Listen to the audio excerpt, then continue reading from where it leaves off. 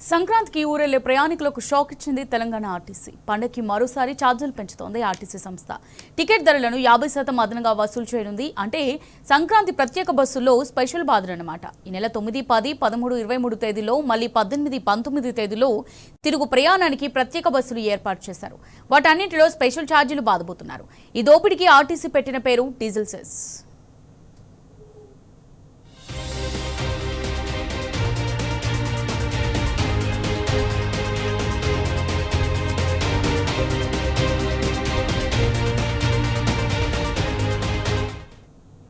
ఎంత దారుణం అంటే సంక్రాంతి పండుగకు ఆంధ్ర ప్రజలకేమో టోల్ ఛార్జీలు ఎత్తేస్తారట. టోల్ ఛార్జీలు రద్దు చేయాలంటూ ఏకంగా కేంద్రానికి లేఖ రాసింది రాష్ట్ర ప్రభుత్వం. మరి తెలంగాణ ప్రజలు మనుషులు కాదా? తెలంగాణ ప్రజలవి పైసలు కాదా? ఇంత ఘోరంగా తెలంగాణ ప్రజలను నిలువు దోపిడీ చేస్తారా? ఆంధ్ర ప్రజలకేమో టోల్ ఛార్జీలు ఫ్రీ చేస్తారా? తెలంగాణ జనం నుంచి మాత్రం ఛార్జీలు పిండుకుంటారా? మిస్టర్ రేవంత్, నువ్వు ముఖ్యమంత్రివా? ఆంధ్ర ప్రజలకు ముఖ్యమంత్రివా? ఏంటి వివక్ష? సీఎం రేవంత్ పక్షపాత వైఖరిపై తీవ్ర వ్యతిరేకత వ్యక్తమవుతోంది. ఇదెక్కడి దుర్మార్గం అంటూ తెలంగాణ ప్రజలు ఈ ప్రభుత్వాన్ని పచ్చిబూతులు తిడుతున్నారు.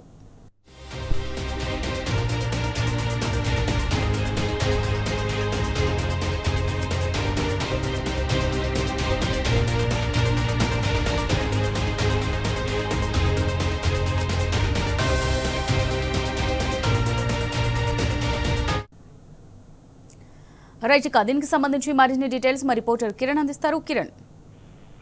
అమూల్య, ఏదైతే ఆర్టీసీ సంక్రాంతి పండుగకు ప్రత్యేక బస్సులను ఏర్పాటు చేస్తుంది. దాదాపు 4,000 నుంచి 5,000 బస్సులు కూడా నడిపేందుకు, ప్రత్యేక బస్సులు నడిపేందుకు ఆర్టీసీ తీసుకున్నారు. అయితే ఇందులో అదనపు ఛార్జీలు వసూలు చేయాలని కూడా ప్రయాణికులకు కొంత షాక్ ఇచ్చినట్టుగా చెప్తోంది. ప్రధానంగా ఆర్టీసీ ఛార్జీలు అనేది గతంలో ఎన్నడూ, గత 10 ఏళ్లలో ఎప్పుడు కూడా పెంచలేదు. అయితే ఆర్థికంగా నష్టాల నుంచి బయటపడేందుకు మాత్రమే కొన్ని స్పెషల్ ఫేర్లను అమలు చేసింది. ఎందుకంటే కొన్ని కిలోమీటర్ల వారీగా తిరిగేటువంటి ప్రయాణికులకు మాత్రమే డైనమిక్ ఛార్జీల రూపంలో గత ప్రభుత్వం వసూలు చేసింది. కానీ అది కూడా పెద్ద ఎత్తున వివాదాస్పదం ఏం కాలేదు. కానీ మహాలక్ష్మి స్కీమ్ తో ఇప్పుడున్నటువంటి రాష్ట్ర ప్రభుత్వం అమలు చేసినటువంటి నేపథ్యంలో దాదాపు 2 సంవత్సరాల నుంచి తీవ్ర నష్టాల్లో తెలంగాణ ఆర్టీసీ కొట్టుమిట్టాడుతోంది. అందులో భాగంగానే దాన్ని గట్టి ఎక్కించుకునేందుకు ఇటీవల కాలంలో కొంత ఛార్జీలు అనేది స్పెషల్ ఫేర్లను ఏర్పాటు చేసి ఫిగర్ ఛార్జీలను కూడా అమలు చేసింది. ఇప్పుడు సంక్రాంతి పండుగకు అదనపు బాధుడు ప్రతి పండుగ వచ్చినప్పటికీ కూడా ఇలాంటి ఛార్జీలనే వసూలు చేస్తుంది.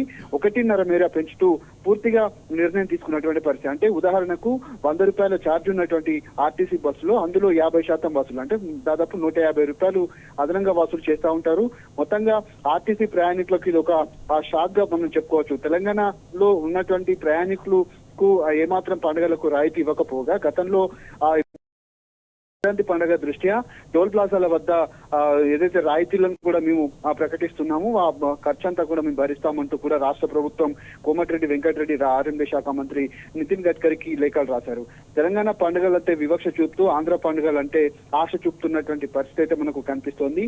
ఇలాంటి వివక్ష పట్ల తెలంగాణ ప్రజల నుంచి కూడా పూర్తి స్థాయి వ్యతిరేకత అనేది లభ్యమవుతున్నటువంటి నేపథ్యంలో రాష్ట్ర ప్రభుత్వం తీసుకున్నటువంటి నిర్ణయాలన్నీ కూడా వివాదాస్పదంగా మారుతా ఉన్నాయి. పూర్తిగా తెలంగాణను ఇబ్బందులకు గురి చేసే విధంగా, తెలంగాణ ప్రజలంటే పట్టునటువంటి విధంగా ఈ విధమైనటువంటి ప్రయాణాలకు సంబంధించి కావచ్చు, లేదంటే పూర్తిగా రాష్ట్ర ప్రభుత్వం వ్యవహరిస్తున్నటువంటి తీవ్రత కనిపిస్తుంది. ఆర్టీసీని పూర్తిగా నిర్వీర్యం చేసేందుకు కుట్ర పన్నుతోంది. కొత్త బస్సులు తీసుకొస్తున్నామని గత ప్రభుత్వం 1000 బస్సులు కొనుగోలు చేసింది. ఆ బస్సులనే ప్రారంభిస్తున్నారు తప్ప కొత్త బస్సులు తీసుకొచ్చిన దాఖలాలు కనిపించట్లేదు. మహాలక్ష్మి స్కీమ్ తో ఏదైతే మహిళలకు ఉచిత ప్రయాణం కల్పిస్తుంది, కానీ ప్రస్తుతం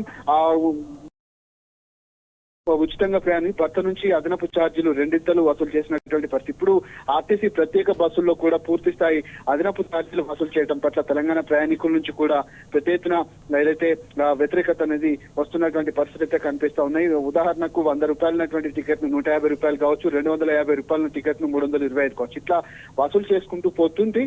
పూర్తిగా లాభాలు బాట పట్టకపోయినా ఇప్పటికే ఆర్టీసీ ఉద్యోగులు కూడా ఇబ్బందులకు గురవుతున్నటువంటి నేపథ్యంలో వీటన్నిటి పట్ల కూడా కొంత వ్యతిరేకత అయితే వస్తుంది.